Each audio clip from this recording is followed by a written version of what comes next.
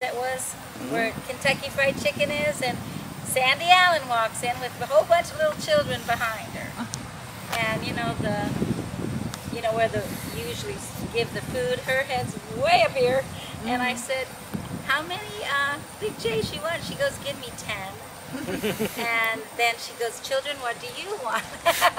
And her cup, I know at White Castle she could eat 52. Wow.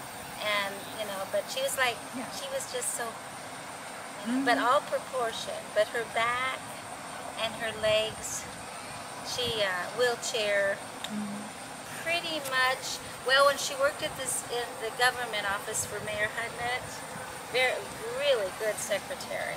She had to have her desk put on those cement blocks. And at that point, too, her knees just, it was hard for her. But this kind of shows,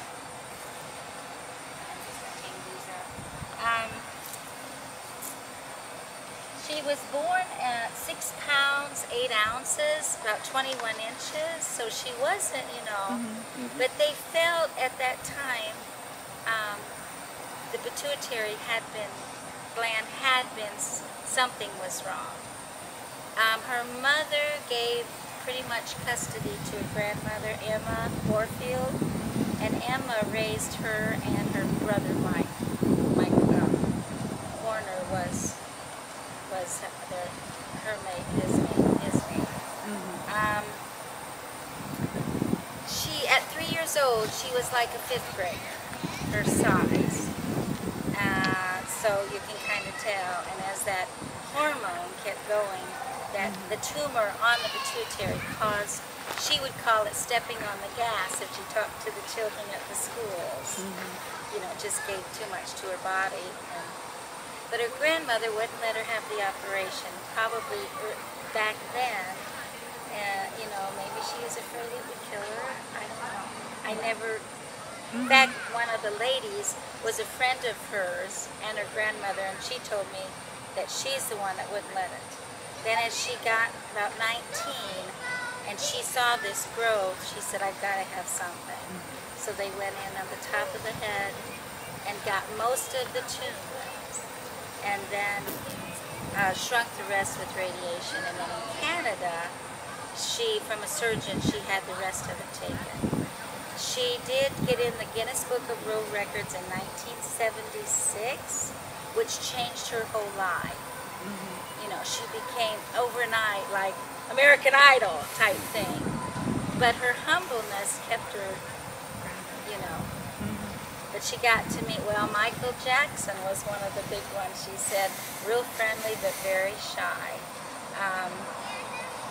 There was a song made called Hello Sandy Allen by a New Zealand band that she really enjoyed. She was in a couple movies, but again, they had the real short man in an Italian movie and the real tall Sandy, so she said it was okay, but not my thing. And then she came back and did a lot of the schools, It's Okay to Be Different. That was in the newspaper, and I know she did that for quite a while.